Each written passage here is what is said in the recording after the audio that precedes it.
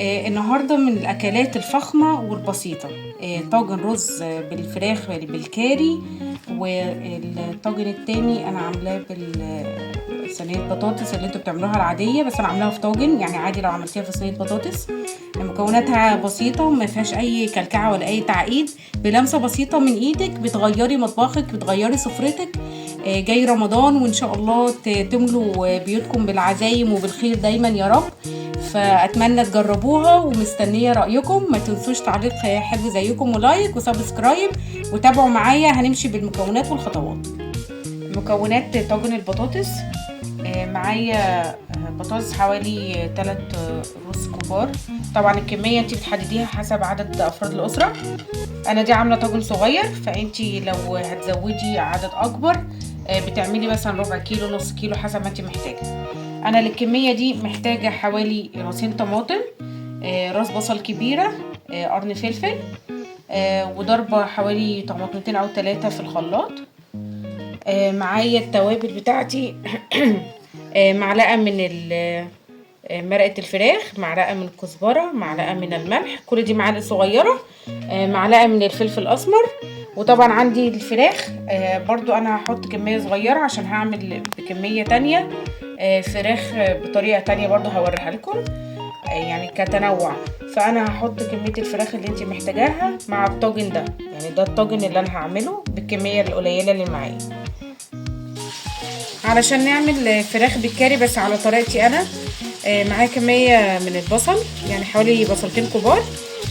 معايا فرخه مقطعاها يعني قطع صغيره، اخدت منها الورك بس هنعمله مع صينيه البطاطس وهيبقى ده الباقي. انا شلت اللي هعمله بالكاري، انا شلت الجلد بتاعه.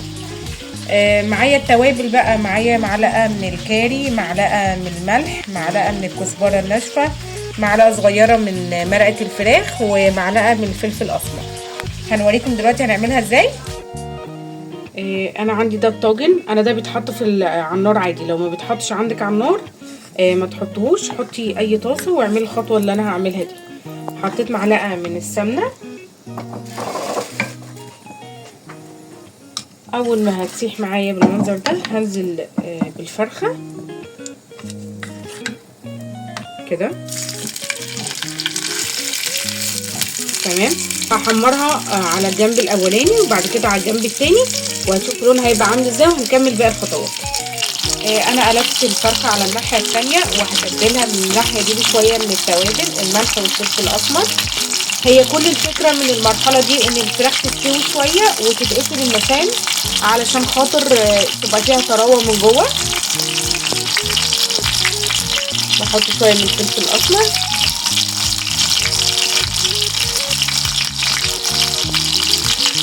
شويه من الملح،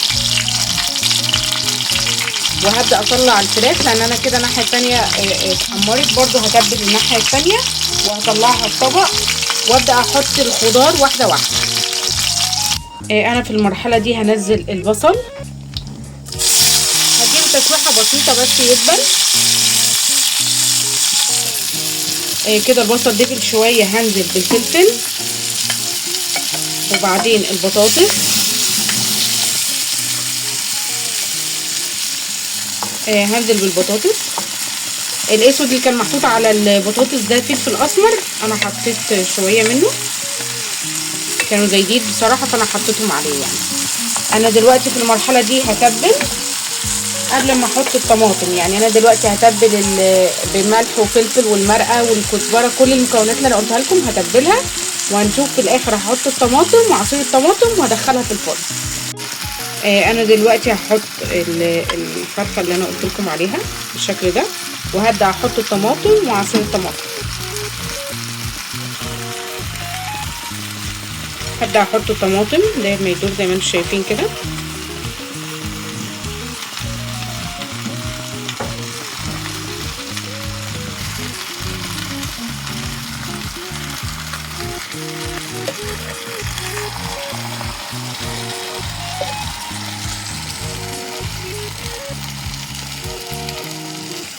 انا دلوقتي هحطها في الفرن واسيبها تستوي على نار هاديه، وهوريكم المنظر في الاخر يبقى عامل ازاي. انا مش هعمل اي تريكات تاني، هو كده بالنسبه لي ده الطاجن تمام.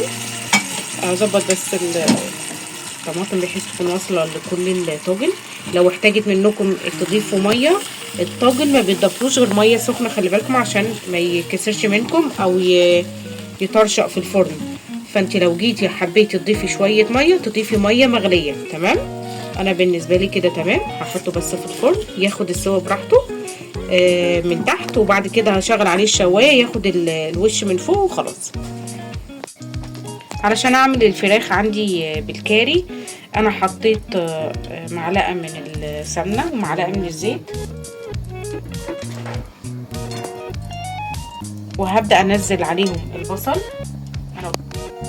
هنزل عليهم البصل، انا عامله كميه كويسه يعني، برضو ده حسب الكميه اللي انت بتعمليها او عدد افراد الاسره.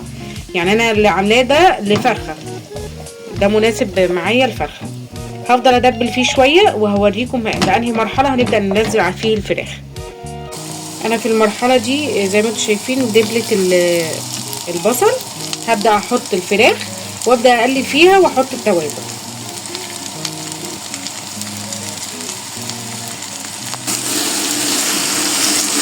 ابعد شويه ابعد شويه. انا كده حطيت الفراخ قلبتها تقلبتين في البصل.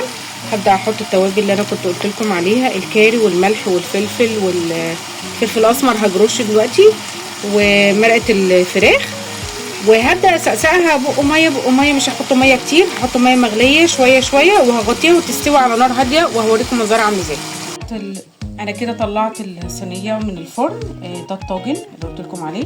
يعني بصوا هو الجمال والحلاوه، يعني الطواجن من الحاجات اساسا اللي الناس كلها بتحبها. ده الرز، الفراخ زي ما انتم شايفين هي مستويه ومش مستحمله. بصوا المنظر، بصوا الجمال، يعني هي طعمها حلو قوي. الكاري طالع فيها زي ما قلت لكم، لو مش عايزين تحطوا الرز ما تحطوش. في النهايه ما تنسوش تعملوا سبسكرايب وتعليق حلو زيكم ولايك، واتمنى يا رب يكون عجبكم.